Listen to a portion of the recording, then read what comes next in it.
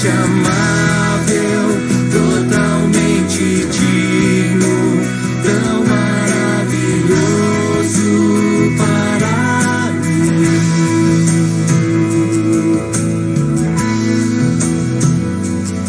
Eu nunca saberei o preço dos meus pecados lá na cruz. Vim para adorar-te, vim para prostrar-me, vim para dizer que és meu Deus. És totalmente amável, totalmente digno, tão maravilhoso para mim. Vim para adorar-te, vim para prostrar-me, vim para dizer que és meu Deus. És totalmente amável, totalmente digno, tão maravilhoso para mim. Muito bom dia, meu irmão, minha irmã, graça e paz. Mais um domingo que o Senhor nos concede para nossa alegria, para nossa satisfação. Louvado seja o Senhor por isso. Na manhã deste domingo, quero convidar você a permanecer aqui conosco, a ter esse momento junto de estudo da palavra, este momento de orarmos uns pelos outros, todos clamando ao Senhor, e momento também de louvarmos ao nosso Deus. Esta é a escola dominical da Igreja Presbiteriana de Laranjal Paulista e você está convidado a aqui permanecer conosco e juntos tenhamos uma manhã ricamente abençoada pelo Senhor. Vamos começar com uma palavra de oração? Feche seus olhos e vamos orar neste momento. Eterno e poderoso Deus, ó Pai, nesse momento, iniciando esse dia, nós clamamos a Ti, ó Pai, pela Tua direção, pelas Tuas bênçãos. Clamamos a Ti, ó Pai, para que o Senhor mesmo do alto, possa trazer, ó Pai, a nós o consolo, o conforto, a edificação, a correção, ó Pai, vinda por meio da Tua palavra. Fala, ó Pai, ao nosso coração. Esteja pelo Teu Espírito Santo a visitar cada irmão, cada irmã que acompanha esta mensagem. Cada família, ó Pai, que possa ser alcançada pela Tua graça, pelo Teu amor, pela Tua santa palavra. E assim, ó Pai, todos nós, na manhã desse dia, possamos, ó Pai, fortalecidos pela Tua palavra, Te servir, Te glorificar, louvar ao Teu nome. Te louvamos e Te agradecemos por esse dia de vida que o Senhor nos dá. Te agradecemos, ó Pai, por tantas e tantas bênçãos que do Senhor nos tem vindo. Nos abençoa, é isso que oramos e clamamos, ó Pai, agradecendo em nome de Jesus. Amém e amém. Louvado seja o nosso Senhor por tudo isso. Vamos louvar ao Senhor cantando nesse instante. Eu escolhi para nós louvarmos a Deus o hino 144. Hino 144 do Inário Novo Cântico. E convido você a juntos cantarmos, louvando ao Senhor com esse hino intitulado Segurança e Alegria. Louvemos ao Senhor.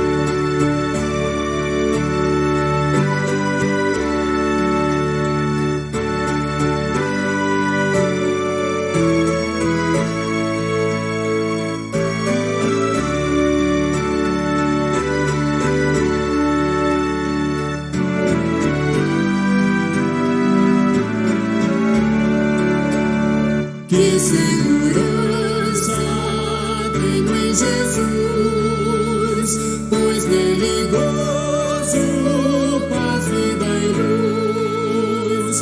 Com Cristo herdeiro, Deus me aceitou, mediante o Filho que me salvou. Conto esta história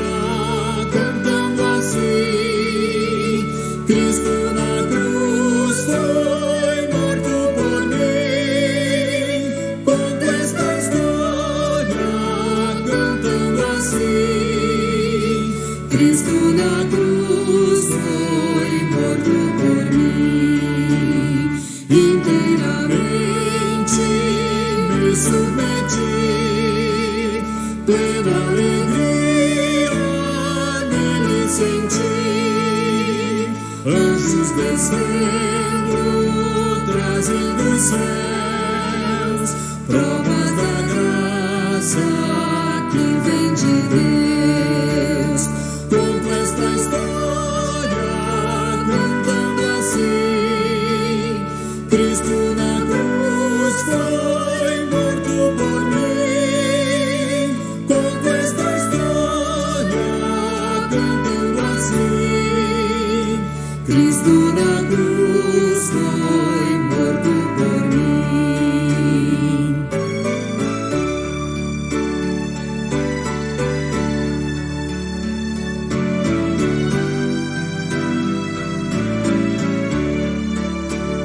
Firmado em Cristo, no seu amor, estou contente em meu Salvador, esperançoso hei de viver, por Jesus Cristo, por seu poder. Conto esta história cantando assim: Cristo na cruz foi morto por mim. Conto esta história cantando assim: Cristo na cruz foi morto por mim.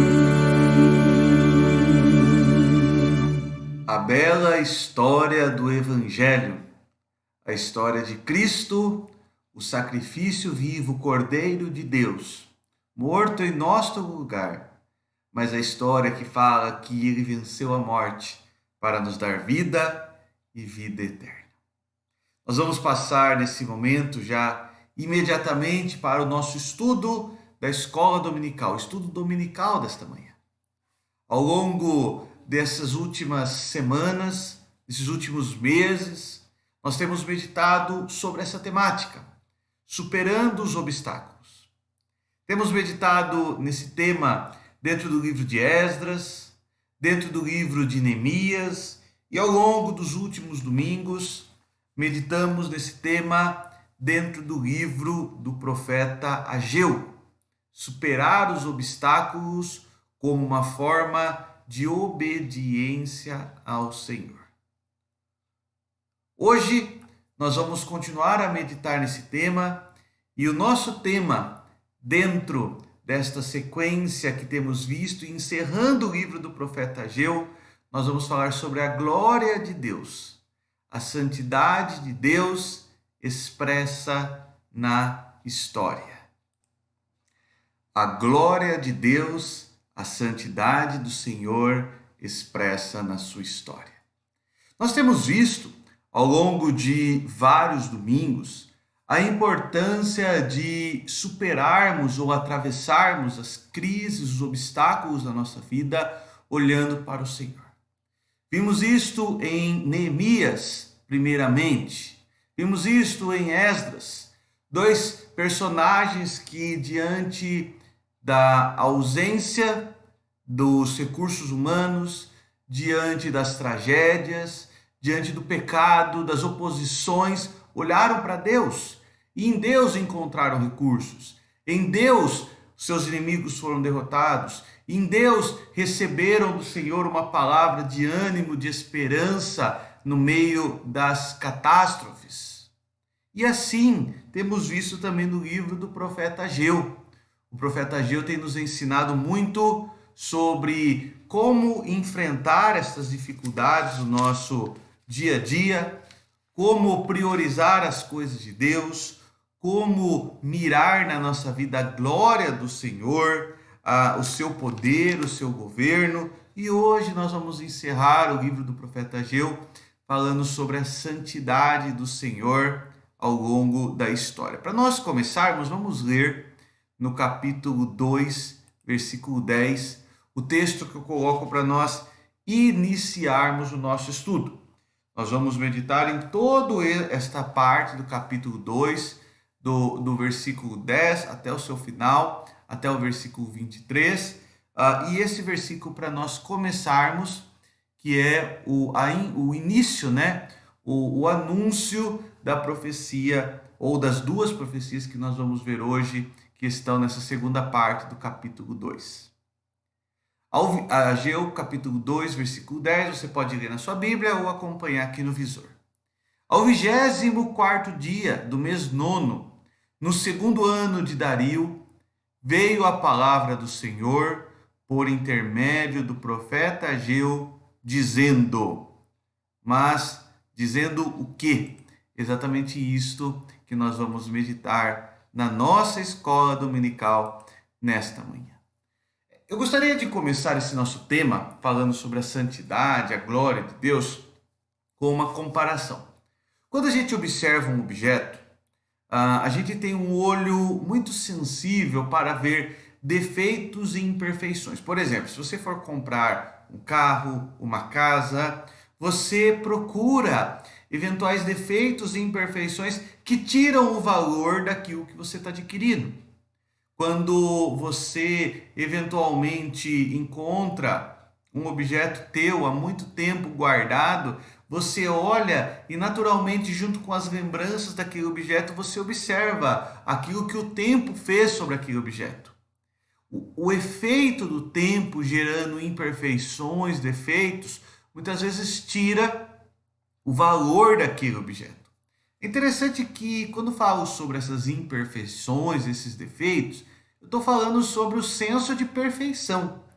O senso de perfeição sempre foi um desejo do ser humano, para todas as suas áreas. Mas ele nunca foi alcançado na área espiritual ou em qualquer outra área. Nós sempre estamos nos aperfeiçoando. Você acaba de escrever, por exemplo, um texto e você fala, está bom. Mas se daqui uma semana você volta naquele texto, você vê que ele pode ser aperfeiçoado. Você acabou de fazer uma tarefa doméstica e você fala, ok, terminei. Mas daqui a pouquinho você vê algum detalhe e fala, opa, isso aqui dá para melhorar, isso aqui dá para fazer assim ou de outra forma. Nós sempre podemos aperfeiçoar as nossas ações. E na vida espiritual também é assim. O ser humano busca a perfeição, ele mira esta perfeição, mas ele nunca alcançará. Mas isso não quer dizer que ele não deve mirá-la, ele deve buscá-la. O nosso texto em si, ele fala sobre a perfeição espiritual, evocando especialmente uma doutrina muito conhecida que é a doutrina da santidade. O texto que nós vamos continuar a ler nesta manhã e juntos estudarmos vai nos lembrar que a santidade é uma obra de Deus em nós, mas especialmente que aponta para a consumação final. Nós vamos continuar as profecias do profeta Ageu e hoje especialmente nós vamos ver mais duas. Essa primeira profecia do capítulo 2, versículo 10 a 19, e na sequência, ainda no capítulo 2, versículo 20 a 23. Então hoje nós vamos meditar a partir do versículo 10 do capítulo 2, e para facilitar o nosso estudo, eu dividi o texto desta forma aqui. Então no capítulo 2 nós temos 3 profecias. Uma nós meditamos semana passada, que é a respeito da comparação entre os templos, né?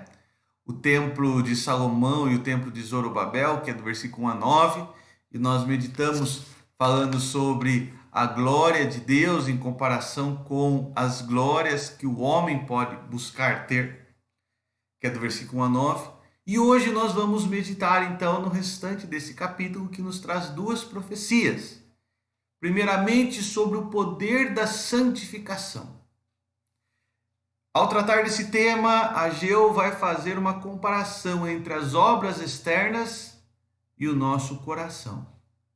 Vai convidar o povo do Senhor a olhar para o passado e planejar o seu futuro. Que assim seja conosco também. E também esse texto bíblico, na parte final, vai falar sobre o reino de Deus, a segunda profecia sobre o reino do Senhor. Vamos começar então com essa primeira parte, falando sobre o poder da santificação. Para a gente começar esse texto, eu gostaria que lêssemos capítulo 2, versículo 11 a 13. Eu vou colocar aqui o texto bíblico, você pode acompanhar a leitura. O texto bíblico que você está vendo aí diz assim: Assim diz o Senhor dos Exércitos. Pergunta aos sacerdotes a respeito da lei. Se alguém leva carne santa na orla de sua veste, e ela vier a tocar no pão, ou no cozinhado, ou no vinho, ou no azeite, ou em qualquer outro mantimento, ficará isto santificado? Responderam os sacerdotes: Não. Então perguntou Ageu: Se alguém que se tinha tornado impuro pelo contato com um corpo morto tocar em alguma dessas coisas, ficará ela imunda? Responderam os sacerdotes: Ficará imunda. Há duas perguntas nesse texto que nós acabamos de ler sobre santidade, e ambas as perguntas trazem uma interpretação desta palavra ou deste tema como um ritual externo. As duas perguntas que você acompanhou, versículo 11 e 12, depois versículo 13, basicamente é o seguinte: a primeira pergunta, uma carne que é santificada pelo sacerdote, se ela tocar em outros objetos, o pão, o cozinhado, o azeite, eles vão ficar santos também? E a resposta do povo foi não, não ficará santificado. Então, algo santificado, simplesmente por, vamos dizer, tocar em outras coisas, não santifica outras coisas. E aí a gente começa a pensar um pouquinho na nossa história, né? Será que na nossa vida nós estamos nos valendo muito mais de coisas santificadas? A nossa história como uma história em que Deus nos abençoou, e temos nos valido dessa história do passado e apenas por experiências do passado buscado servir a Deus no presente sem um compromisso real hoje? Por outro lado, o texto tem uma outra pergunta: uma pessoa impura pode estender esta impureza para o seu redor. Mas qual será o objetivo do profeta? O profeta está falando de uma coisa para nós estranha: carne santificada, pessoas puras, impuras que tocaram em um corpo morto. Qual que será o objetivo do profeta? Naturalmente, a gente tem que procurar entender esta profecia não com os nossos olhos de cristãos do século 21, mas nós temos que tentar entrar na mente dos primeiros leitores e compreender como eles compreenderam para depois aplicar para nós. Na verdade, existe um olhar para a história que o profeta Ageu está querendo levar os seus leitores. E aí, então, a gente vai poder compreender um pouquinho melhor o que o profeta Ageu está querendo dizer. Ageu 2, 14 a 17 diz assim: Então prosseguiu Ageu: Assim é este povo, e assim esta nação perante mim, diz o Senhor. Assim é toda a obra das suas mãos, e o que ali oferecem, tudo é imundo. Agora, pois, considerai tudo o que está acontecendo desde aquele dia. Antes de pôrdes pedra sobre pedra no templo do Senhor, antes daquele tempo, alguém vinha a um monte de 20 medidas e havia somente 10. Vinha ao largar para tirar 50 e havia somente 20. Eu vos feri com queimaduras e com ferrugem, e com saraiva, em toda a obra das vossas mãos, e não houve entre vós quem voltasse para mim, diz o Senhor. Há claramente um olhar para a história. A falta de arrependimento dos erros, a falta de confissão de pecados deixou o povo de Deus impuro.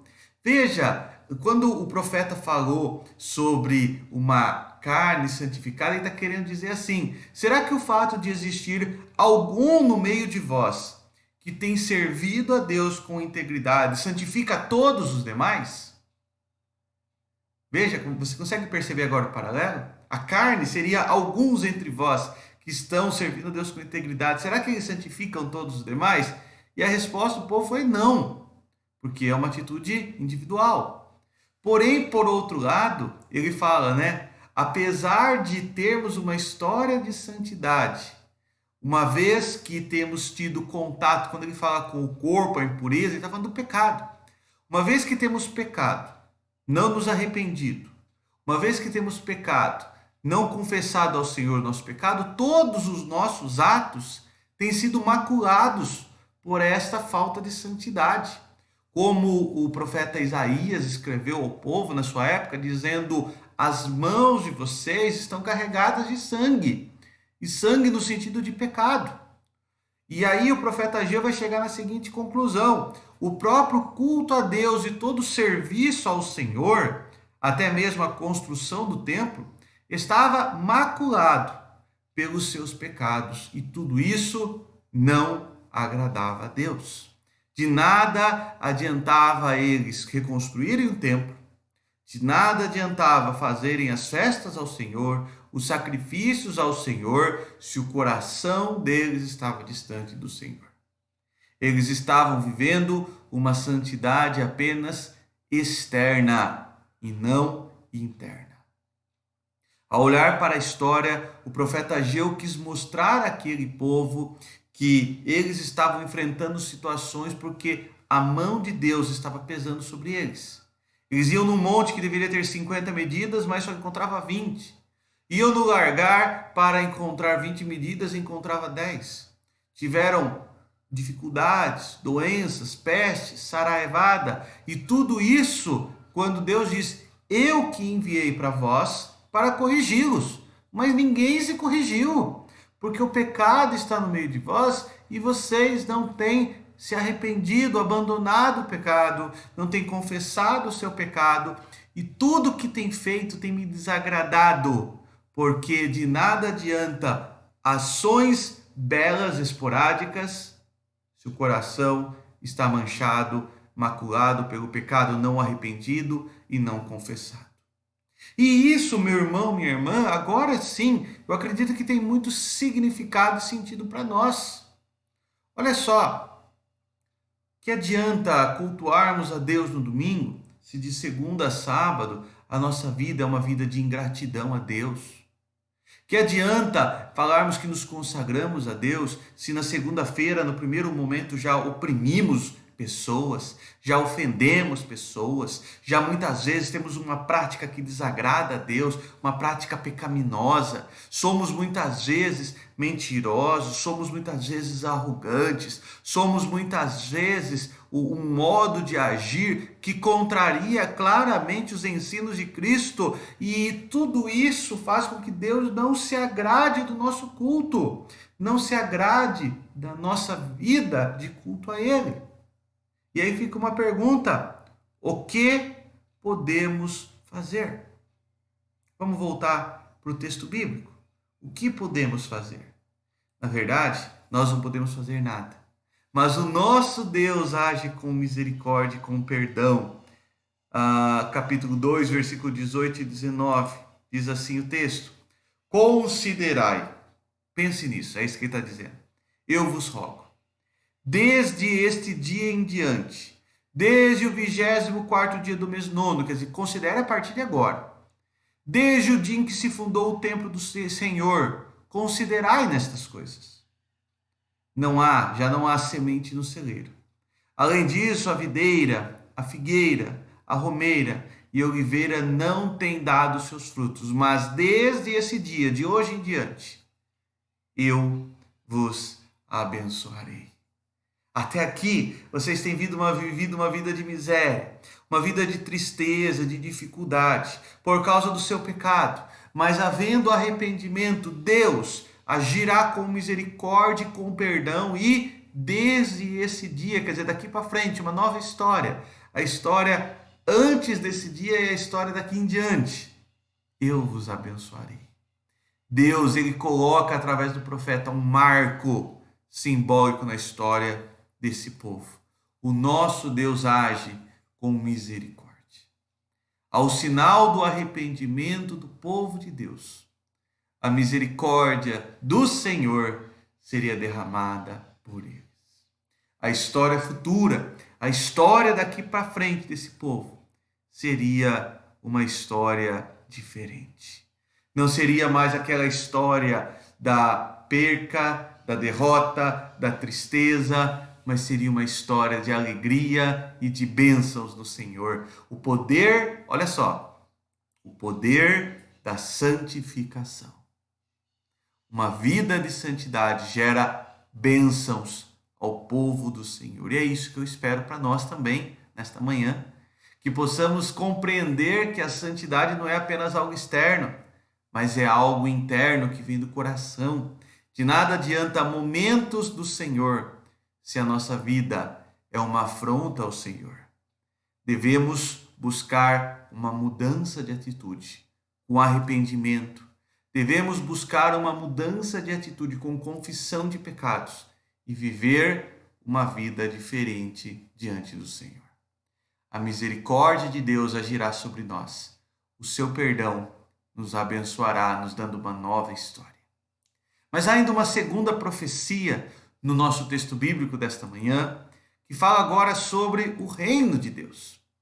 E eu gostaria de ler a partir do versículo 20, Ageu capítulo 2, versículo 20 a 23, que diz assim: Veio a palavra do Senhor, segunda vez a Ageu, ao 24º dia do mês, no mesmo dia, dizendo: Fala a Zorobabel, governador de Judá. Farei abalar o céu e a terra. Derribarei o trono dos reinos e destruirei a força dos reinos das nações. Destruirei o carro e os que andam nele.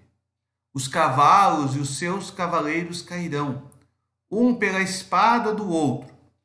Naquele dia, diz o Senhor dos exércitos, tomar-te-ei, ó Zorobabel, filho de Salatiel, servo meu, diz o Senhor, e te farei como um anel de selar, porque te escolhi, diz o Senhor dos exércitos. Parece bem complexa, né? Esta profecia. O que será que essa última profecia nos fala?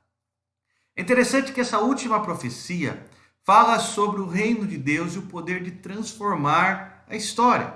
A gente acabou de ler, lá até vou colocar de novo o texto aqui, aqui a partir da terceira linha, né? No final da terceira linha diz assim: farei abalar o céu e a terra. O reino de Deus, Deus tem o poder de transformar a história e ao transformar esta história, ele traz a sua história, o seu reino.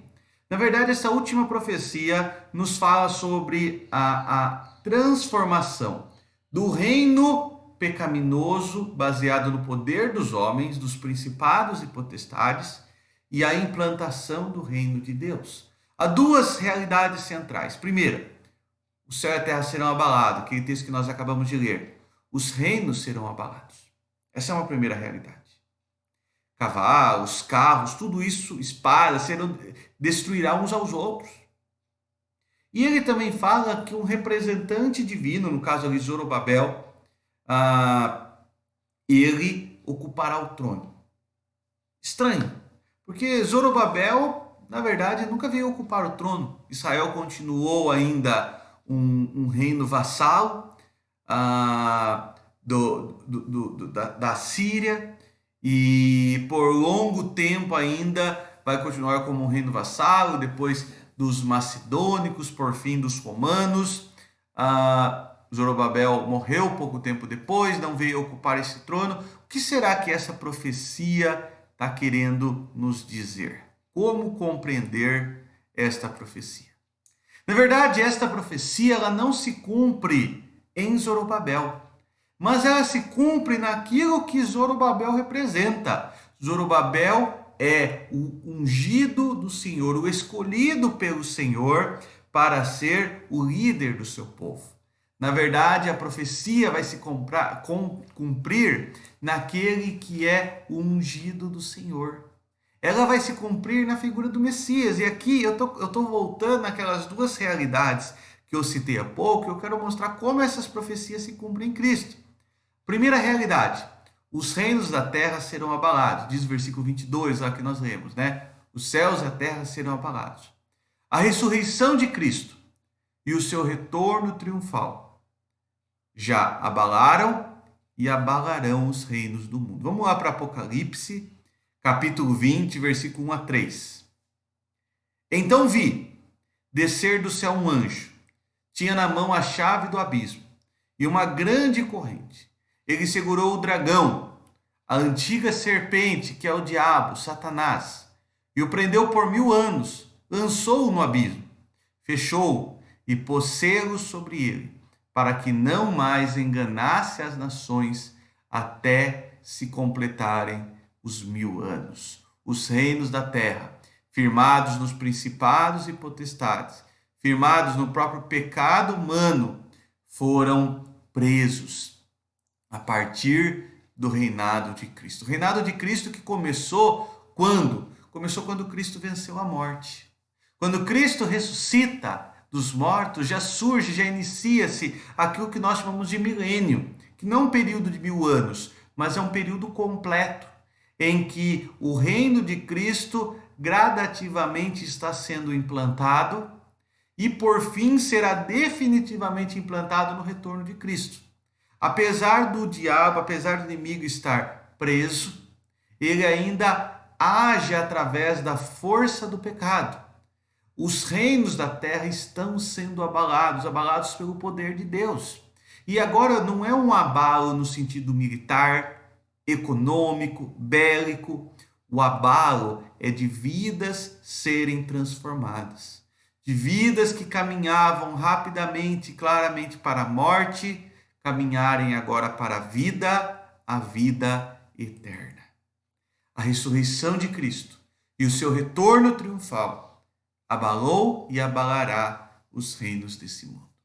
Mas a segunda parte da profecia, o verso 23, fala que Zorobabel, ou melhor, o representante, do trono, o ungido do Senhor, ocupará o reino, ocupará o trono.